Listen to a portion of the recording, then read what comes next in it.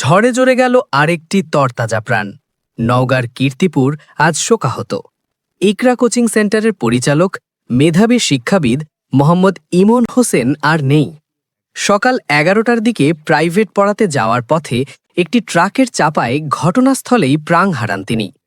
কিন্তু প্রশ্ন একটাই, আর কত প্রাণ গেলে বন্ধ হবে এই অব্যবস্থাপনা? নওগাঁ সদর উপজেলার কীর্তিপুর এলাকার কৃতি সন্তান মোহাম্মদ ইমন হোসেন, পিতা শাহিন মণ্ডল, বাড়ি মণ্ডলপাড়া, নওগাঁ সদর।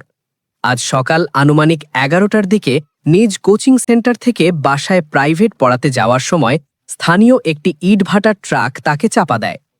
প্রত্যক্ষদর্শীরা জানান, ট্রাকটি দ্রুত গতিতে চলছিল। চাপা দেওয়ার পর ঘটনাস্থলেই মাথায় গুরুতর আঘাতে তার মৃত্যু হয়। খবর ছড়িয়ে পড়তেই এলাকায় উত্তেজনা ছড়িয়ে পড়ে। ইমন হোসেনের মৃত্যুর খবর ছড়িয়ে পড়ার পর ক্ষুব্ধ এলাকাবাসী ইটভাটার অফিসে আগুন ধরিয়ে দেয়। এছাড়া দুটি পরিত্যক্ত মোটরসাইকেলেও আগুন লাগানো হয়। পরিস্থিতি নিয়ন্ত্রণে আনতে ফায়ার সার্ভিসের 2টি ইউনিট ঘটনাস্থলে পৌঁছে আগুন নিয়ন্ত্রণে আনে। পরে পুলিশ এসে স্থানীয়দের শান্ত করে এবং পরিস্থিতি স্বাভাবিক করার চেষ্টা করে। এটি এই এলাকার প্রথম দুর্ঘটনা নয়। গত বছর একই ধরনের ঘটনায় মোহাম্মদ নিশান নামের এক শিশু ট্রাক চাপায় নিহত হয়। তার পিতা মুমিনুল হক, বাড়ি কাদিমপুর, নওগাঁ।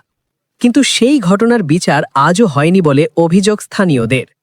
একই ভাটা এলাকা থেকে বারবার প্রাণহানির ঘটনা ঘটলেও কেন কার্যকর ব্যবস্থা নেওয়া হয়নি, এই প্রশ্ন এখন সবার মুখে। সবচেয়ে উদ্বেগজনক বিষয় হল, এই ইটভাটাগুলোর 100 ফুটের মধ্যেই রয়েছে 3টি শিক্ষা প্রতিষ্ঠান: কাদিমপুর সরকারি প্রাথমিক বিদ্যালয়, আরশা সরকারি প্রাথমিক বিদ্যালয় ও হাইস্কুল, পাইকপাড়া সরকারি প্রাথমিক বিদ্যালয়।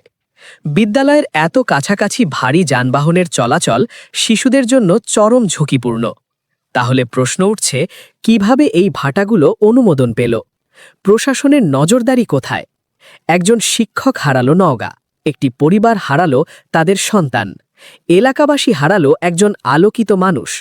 কিন্তু এই মৃত্যু কি শুধুই একটি দুর্ঘটনা, নাকি দীর্ঘদিনের অব্যবস্থাপনা ও উদাসীনতার ফল? ইমান হত্যার বিচার ও নিরাপদ সড়কের দাবিতে এখন উত্তাল পুরো এলাকা। এই ঘটনার আপডেট ও বিস্তারিত জানতে আমাদের সঙ্গেই থাকুন। আমি মাসুদ রানা জুয়েল, প্রতিদিন নিউজ 24,